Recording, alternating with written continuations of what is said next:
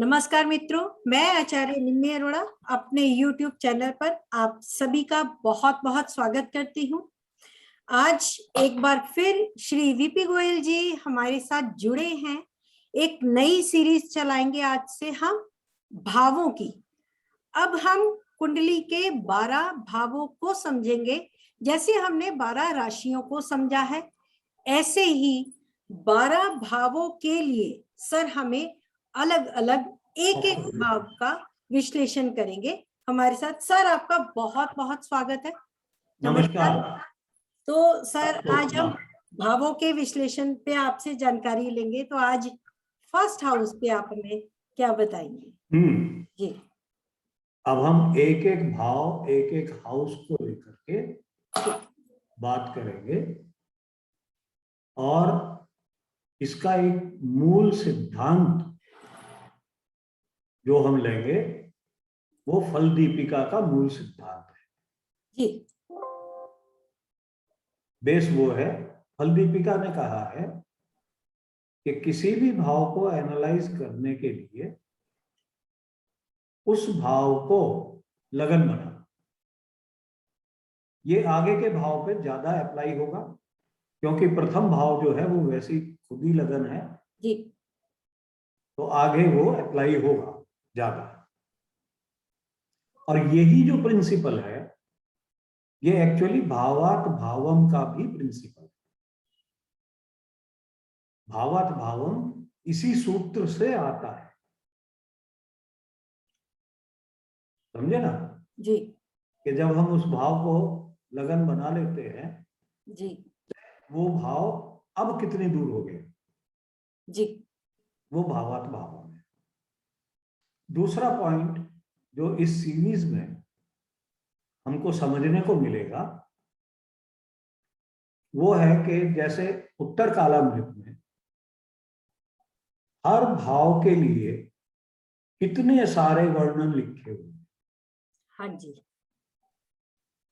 ग्रह के भी भाव के भी, ठीक है। और वो पॉसिबल नहीं है कि हम उनको याद रखें। बिल्कुल सर। तो उसका एक सरल तरीका है जो हमारे रोज के यूज में आता है, तो वो हम मेथड देखेंगे। उसी को हम हर भाव पे अप्लाई करते चले जाएंगे तो ये चलता रहेगा जी। आगे का बताता रहेगा। जी। ठीक है। अब हम क्या करते हैं कि जैसे प्रथम भाव, अब ये प्रथम भाव क्या रिप्रेजेंट करता है, आपके किन किन कारकत्व को ये दिखाता है। ठीक है। तो उसमें सबसे पहला है कि भाई अपने आप के लिए सेल्फ के ये भाव है। हम यहीं तक बोल करके रुक जाते हैं कि मेरे बारे में ये बताता है। अब मैं इसको कैसे देखूं? अब मैं क्या करूंगा, एक एक भाव से अब मैं प्रथम भाव की स्थिति देखूंगा। अब ये जो प्रथम भाव है, फर्स्ट हाउस है, वो सेकंड हाउस से क्या है? अब ये सेकंड हाउस से 12वां हो गया। सेकंड हाउस है आपकी स्पीच, आपका कुटुंब, आपका धन। मोटी मोटी बात जो है वो ये है। तो ये कुटुंब का खर्चा है, एक्सपेंडिचर। तो कुटुंब आपके ऊपर एक्सपेंडिचर करता है क्योंकि प्रथम भाव तो आप है। अगर दूसरे भाव से देख करके हम कुटुंब को देखें तो हम कहेंगे भाई साहब कुटुंब का खर्चा है ये, धन का खर्चा मैं अपने ऊपर करता हूं। अब यहां पर उसको डिफरेंटली देखते चले जाओ कि भाई शुभ ग्रह बैठे हैं, अशुभ ग्रह बैठे हैं, किनकी दृष्टि है, तो खर्चा उस तरह से होगा। जी सर। अब यहाँ किसको शुभ लेना है, किसको अशुभ लेना है, ये एक बहुत बड़ा जंजाल रहता है जी बिल्कुल सर। कि शुभ लूं, या जब हम कुंडली को विश्लेषण कर रहे हैं तो हम इसमें जो कुंडली के शुभ ग्रह हैं उनको शुभ लेकर के चले। जी उस भाव के जो शुभ ग्रह हैं उनको शुभ लेकर के चले। जी। अब यहां मान लो हम द्वितीय भाव से देख रहे हैं फर्स्ट को, हाँ जी। तो यहां पर अगर पापी ग्रह भी बैठे हो जो नवमेश या पंचमेश हो तो शुभ है, खर्चा शुभ होगा। एक सारे 12 भाव में राहु और केतु, उनको कैसे लेना है? जहां राहु बैठा है या केतु बैठा है तो वो उस भाव के स्वामी बन जाए, उनका भी फल देते हैं। जी सर। और जिस ग्रह के साथ हो उनका फल देते हैं। ठीक है, तो इस तरह से हम देख सकते हैं कि प्रथम भाव पे शुभ ग्रह है या अशुभ ग्रह है, जी सर। और वो क्या कैसा खर्चा देंगे कुटुंब के लिए, आपके परिवार वाले आपके ऊपर किस तरह का खर्चा करें। आसान हो गया? सर इसके लिए शनि 2 भावों का जैसे स्वामी है। अब शनि यहाँ जब काल पुरुष ले रहे हो, हाँ जी। ठीक है, जी सर। द्वितीय भाव से जी। वो आपका नवमेश है, जी सर। तो द्वितीय भाव के लिए वो शुभ है, ओके। खुद के लिए वो पापी है, जी। क्योंकि दशमेश और एकादशेश है। हाँ जी। अब तीसरे भाव से ले प्रथम भाव को, 11वां। तो 11वां है छोटे भाई बहन का बड़ा भाई या बड़ी बहन, तो हम हो गए ना वो, बिल्कुल। लिए वो हो गया। और छोटे भाई बहन का लाभ, और ये तीसरा भाव इमीडिएट छोटे को बताता है। जी। तो अब यहां देख लो प्रथम भाव पे क्या प्रभाव है, उस तरह से आपके छोटे जो इमीडिएट छोटा भाई बहन है उसका क्या लाभ रहेगा, आपका करेज कैसा रहेगा, आपकी शॉर्ट जर्नीज कैसी रहेंगी। सब तीसरे भाव के हैं ना ये? जी सर। है? सर व्यक्ति स्वयं का मित्र होता है ऐसा कह सकते हैं, 3rd हाउस क्योंकि मित्र का है और मित्र आ गया लगन में। मित्र का बड़ा भाई, मित्र का बड़ा भाई। तो ये छोटे मित्र हैं जो आपसे छोटे हैं, जी सर। जो आपको सम्मान देते हैं या नहीं देते हैं। बिल्कुल। तो तीसरे भाव से इसको देख लो। जी। प्रथम भाव क्या क्या दर्शा रहा है वो सब लिस्ट होता जा रहा है ना, बिल्कुल सर बिल्कुल। कि प्रथम भाव आपके छोटे भाई बहन का लाभ, आपके मित्रों का लाभ, आपका साहस, साहस का लाभ। ठीक है, अब यहाँ पर जो और बेसिक रूल है वो भी लगाए जाते हैं, जी सर। मैं उन पे कॉम्प्लिकेट नहीं कर रहा हूं अभी। जी। अब आ जाओ चौथे भाव पे। जी। चौथा भाव आपका सुख का है, जी। का है, परिवार का सुख है। तो परिवार के सुख का कर्म, सुख के लिए आप क्या कर्म करते हैं, समझ गए ना? जी। तो ये भी बताता है, लगन बता रहा है ये सारी चीज। बिल्कुल। प्रथम भाव कि जी। आप अपने सुख के लिए क्या कर्म करते हैं, क्योंकि चौथे से दशम। आप सुख पाते हैं, या फिर क्या है, ये चतुर्थ का दशम है, जी। आपके माँ का व्यवसाय, माँ के कर्म, आपकी मदर के कर्म कैसे रहेंगे।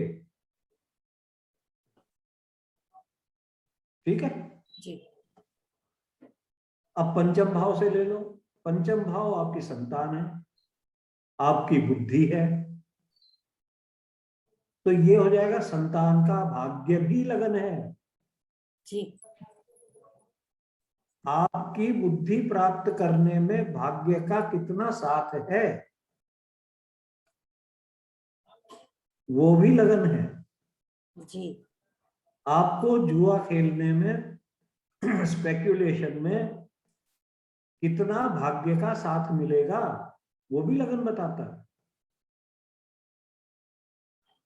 जी ठीक है, जी कितनी चीजें निकल रही हैं अब इससे, प्रथम भाव से। बहुत ज्यादा। संतान के लिए सर भाग्य। संतान के आप पिता हैं, संतान का नाम है ये, जी बिल्कुल। तो संतान के पिता हैं और भाग्य है। जी अब छठे भाव से ले लो, जी छठे भाव से ये आठवां है। हाँ जी दुश्मनों का आयु है, दुश्मनों का अंत है। तो आपके दुश्मनों की का अंत जल्दी होगा या ज्यादा देर तक रहेगा। अब यहाँ लगन में पाप ग्रह बैठे हों, जी तो छठे से आठवें में पाप ग्रह हो गए, दुश्मन नहीं टिकेंगे आपके सामने, जी उनका अंत जल्दी हो जाएगा। जी अगर शुभ ग्रह लगन में बैठे हुए हैं तो दुश्मन आपके तंग करेगा लंबे टाइम। हम कहते हैं लगन में शुभ ग्रह है, बहुत बढ़िया है। अब रामचंद्र जी के लगन में बृहस्पति उच्च का, चंद्रमा स्वयं राशि का, जी कितना दुश्मनों ने कष्ट दिया है उनको, शुरू से जी दुश्मन रहे हैं। ठीक है जी। जी सातवां भाव, वो आप मैरिज का ले लेते हो, अपोजिट पार्टनर का, दूसरे पार्टनर एट लार्ज। जी ठीक है, उनकी शक्ति आप हैं। जी सातवां भाव शक्ति होता है। जी बिल्कुल, आपके सामने है बिल्कुल। हाँ, तो आपके पार्टनर्स की शक्ति आप हैं। उनको शक्ति आप देते हैं या नहीं देते हैं, अब वो निर्भर करता है कि भाई साहब शुभ हैं अशुभ हैं, त्रिकोण के बैठे हैं। अब मान लो यहाँ काल पुरुष में आती है, अब तुला के लिए शनि योग कारक है। जी सर। लगन में शनि बैठा हो इस कुंडली में, तो शनि महाराज बिल्कुल मदद करेंगे, चाहे नीच के हैं, जी परंतु पार्टनर की मदद पूरी करेंगे। तो सर यहाँ पे दृष्टि या स्थित होने से फर्क पड़ता है, मान लो। दृष्टि भी फर्क पड़ती है, वो बाकी और फाइनर पॉइंट्स है। ओके। मेन मेन पॉइंट तो समझो ना। नहीं सर, जैसे आप कह रहे हो शनि यहाँ बैठा हो तो मदद करेगा, क्या शनि शनि देखता हो लगन में तो भी? बैठा हो हाँ जी। तो वो सप्तम भाव के लिए योग कारक है जी सर। और दृष्टि दे रहा है, जी तो योग कारक जाकर के बैठ गया, तो आप अपने पार्टनर की मदद करोगे। ओके ठीक है ना। सर, वही फर्क मैं समझ हाँ, वो मदद बताना चाह आप। रही थी। हाँ, अब जी आठवें भाव पे आ जाओ, जी ये आपके रिसर्च का है, जी नई नई अकल्ट साइंसेस का है, आयु का है। तो उस आयु को के लिए बीमारी क्या है, वो प्रथम भाव है। आपकी अकल्ट साइंस लर्निंग के लिए, आपकी आयु के लिए बीमारी कहां से आ रही है, जो आयु को कम कर रही है या ज्यादा कर रही है। बीमारी तो कम ही करेगी। जी सर। तो आपकी आयु में क्या प्रॉब्लम है, जी आपको क्या आयु लंबी करने के लिए क्या साधना करनी चाहिए। ओके। भाव होता है साधना का, तो आयु के लिए आपकी साधना प्रथम है, उससे आपकी आयु बढ़ेगी। या जो वो कर्म कर रहे हो उससे आपकी आयु कम होगी, साधना जैसी होगी। तो सर ये यदि आता है। अष्टमेश यदि लगन में आ जाए तो भी आयु को बढ़ाएगा? बढ़ाएगा। जी साधना खुद कर रहा है ना आयु के लिए, जी सर। साधना हो। जी अब नवम भाव ले लो। जी नवम भाव से ये पंचम है, आपके पिता की संतान। देखो क्या अच्छा रूल बना रखे, बिल्कुल। बिल्कुल इसी से आता है। ठीक है, आपके धर्म की, आपके गुरु की इंटेलिजेंस, पंचम भाव इंटेलिजेंस का है। ठीक है, तो आपके गुरु आपको कितने बुद्धिमान मिलेंगे, आपकी धर्म में रुचि, धर्म के प्रति इंटेलिजेंस या धारणा वो कैसी रहेगी, ये भी प्रथम भाव दिखाएगा। देखो हर भाव से ले रहे हैं तो एक एक दो दो फैक्टर हमें मिलते जा रहे हैं। बिल्कुल सर। अब गोटा मारने की जरूरत नहीं है। हाँ जी। अब दशम भाव से ले लो, तो लगन दशम से चतुर्थ है। व्यवसाय का सुख, कर्म का सुख, आपको कर्म से सुख मिलेगा या नहीं मिलेगा,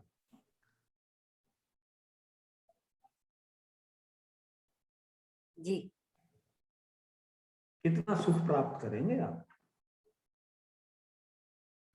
और ज्यादा नहीं बता रहा मैं कि दशम भाव और क्या है, जी सर बिल्कुल। कि कर्म तो बहुत सारे बहुत लंबे हैं, व्यवसाय है, ये है वो है, सारी चीज। हाँ जी हाँ जी। उससे आपको सुख प्राप्त होता है या नहीं, वो लगन बताता है। सर बृहस्पति और बुध के लिए दो राशियां लगन और दशम की एक हो जाती है अक्सर। हाँ, तो तो बैठा कहाँ है, जी वो तो सेम हो गई, पर चौथे भाव की मतलब प्रथम भाव की हालत क्या है, वो जी। सुख है। अगर यहाँ पाप प्रभाव है तो तो सुख, कर्म के लिए सुख कम मिलेगा, आपकी नौकरी छूटती रहेगी, कड़ा। सुखी नहीं रहोगे, जी जी। कर्म में प्रोफेशन में प्रयास अधिक करने पड़ेंगे। प्रयास करने पड़ेंगे। जी अब 11वें भाव से ले लो। जी 11वां भाव आपके बड़े भाई बहन का है, तो आप उससे छोटे हैं, तो बड़े भाई बहन का करेज वो ये दिखाता है, जी उनकी शॉर्ट जर्नीज ये दिखाता है, उनसे प्रभावित मित्र ये दिखाता है, उनके पड़ोसी दिखाता है, बड़े भाई बहन की। जी सर। अब ये इमीडिएट पहले वाले, जो इमीडिएट बड़ा होता है, हाँ जी जी ठीक है, अगर पाप ग्रह है तो आपके जो इमीडिएट भाई बहन है बड़ा वाला, उसके पड़ोसी अच्छे नहीं है, पड़ोस अच्छा नहीं है, करेज अच्छा है या नहीं है वो देखेंगे। शुभ ग्रह की दृष्टि आ रही तो करेज बढ़िया, पड़ोसी भी बढ़िया। ठीक है जी। जी सर। अब आ जाओ 12वां भाव। जी 12वां भाव ये आपके पिता का घर है, एक्सपेंडिचर है, जी आपके शयन कक्ष है, ठीक, उसका धन, 12वें भाव का धन यस सर। वहां से दूसरा क्योंकि दूसरा है। हाँ जी कितना आप सुख संचय करते हो, किनसे, पिता के घर से, जी अपने शयन कक्ष से। जी सिर्फ 12वां देख करके आप ये नहीं बता सकते, उसके लिए प्रथम भाव देखना पड़ेगा जी कि उसमें संचय कितना किया, कितनी वृद्धि हो रही है या नहीं हो रही, जी टेम्परेरी है या परमानेंट है। यहां पर शुभ ग्रह हो तो 12वें भाव को शुभ कर दे। अब यहां देखो, छठे से अगर लगन में शुभ ग्रह है तो छठे से 8वां दुश्मन ज्यादा टाइम तक दुख देगा, पर आपके जो 12वें भाव के सुख है एक्सपेंडिचर है वो भी परमानेंट होंगे जी। इसका मतलब है दान पुण्य भी करते रहोगे। पाप ग्रह अब दान पुण्य नहीं करेंगे। 12वां भाव एक्सपेंडिचर का है। दान पुण्य करना अच्छा खर्चा माना जाता है। ठीक है। और पैसे लुटाना बुरा खर्चा, जी सर। तो वो यहां से आ जाएगा। जी। तो एक ही भाव के कितने ज्यादा सिग्निफिकेशन, अब इसमें ये 1 मिनट में नहीं आ जाए। हाँ जी। जो भी सुने इसको, उनको एक एक लगन ये ले करके और खुद सोच करके पॉइंट लिखे जो दिमाग में आ रहा है या जो बताया है उसको लिखे। तो आपकी बहुत बड़ी डिक्शनरी बन जाएगी। बिल्कुल सर, बिल्कुल। जब तक हम 12 भाव पे आएंगे। बिल्कुल। ठीक है। जी सर। के लिए इतना बहुत। जी सर। सर एक रिक्वेस्ट है कि हमारी लास्ट सीरीज के लिए जो मीन राशि थी उसमें शायद शुक्र का आप बात करना भूल गए और बहुत ज्यादा रिक्वेस्ट आ रही है कि शुक्र का रह गया, शुक्र का रह गया रह मीन गया राशि। वो, जी सर। देखेंगे। हाँ सर, उसका अगर बता सके तो सर वो भी बता दीजिए। अब जैसे पाइसेस है, हाँ जी। तो शुक्र कौन हुए? तीसरे के स्वामी और अष्टमे के स्वामी। जी। ठीक है। जी। तो ये एक अच्छा प्लेनेट नहीं है। अब कहां पर अच्छा होगा? या तो ये त्रिषडाय में ही बैठा हो या उपचय में बैठा हो। ये बेसिक रूल चल रहा है हमारा। जी सर। वहां पर ये शुभ संबंध दे जाए। ठीक है। बाकी जगह वो इतना अच्छा काम नहीं करे। सर लगन में, मीन लगन में तो वो उच्च का हो जाता है, तो क्या वो उच्च फल दे? गड़बड़ करेगा। गड़बड़ करेगा। जी। अष्टमेश है, तृतीयेश है, आदमी को बहुत ज्यादा दुष्ट बना देगा। जी। आयु चाहे लंबी कर दे, परंतु जो नेचर है, थर्ड हाउस की नेचर, वो गड़बड़ हो जाएगी। थर्ड लॉर्ड आकर के लगन में बैठे। जी। अगर वो उपचय भाव में ही रहता है या लग्नेश उसको बली होकर के दबा रहा। लग्नेश महाबली है हर कुंडली का। जी। वो अगर संबंध बनाए और बली हो, इवन नीच का हो, जी। जी। तो भी वो ठीक है। ओके। इन्हीं 2-3 परिस्थितियों में शुक्र अच्छा फल देगा, बाकी में नहीं। ओके। ठीक है जी।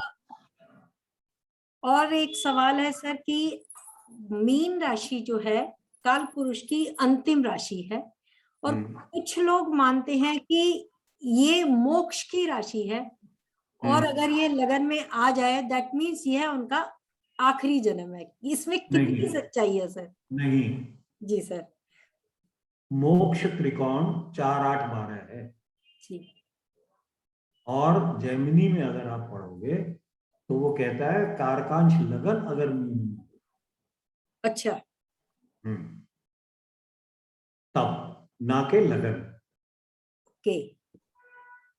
नहीं तो जितने भी मीन राशि, मीन लगन वाले हैं, सबको मोक्ष मिल जाएगा। जी सर, यही एक मन में था, क्योंकि बहुत बार सुना है कि मीन वाले तो मोक्ष पा ही जाते हैं क्योंकि ये उनका भैया आखिरी राशि मीन है जो सफर है करके। वो काल पुरुष की 4, 8, 12 राशियां हैं, जी इसलिए। सर। पर तुम्हारी मोक्ष राशि कौन सी है कुंडली की? जी। वहां कनेक्ट होगा जब तो बोलोगे ना। जी। जी। जी। 4, ठीक। 8, 12। Yes sir. जब मैंने D20 पढ़ाया था, हाँ जी सर। तब मैंने 8वें वृश्चिक को सबसे ज्यादा बल दिया कि सबसे पहले वृश्चिक राशि को देखो, वो मोक्ष की राशि है, वो समाधि की राशि है। ठीक है, चलो बहुत बढ़िया सर। भाई, ठीक है जी। जी सर, ठीक है। Thank you so much sir, thank you so much. Thank you भैया। हम इस सीरीज को आगे बढ़ाएंगे द्वितीय भाव से। आप अपने सुझाव, अपने कमेंट्स हमें जरूर लिखिए। जैसे आपने हमारी पहले सीरीज को पसंद किया, आशा करती हूँ ये भी आपको जरूर पसंद आएगी, और हम आपके सुझावों का इंतजार करेंगे। हम कल फिर सर के साथ हाजिर होंगे ट्रांजिट वेबिनार के साथ। सर हमें कल ट्रांजिट वेबिनार 2 घंटे का हमें ट्रांजिट के बारे में, गोचर के बारे में बताएंगे। तो सर से फिर मिलते हैं कल, और तब तक के लिए ठीक है भैया, आप सबको नमस्कार। थैंक यू नमस्कार। So much sir, thank you. Okay, okay. Leave कर दूं मीटिंग।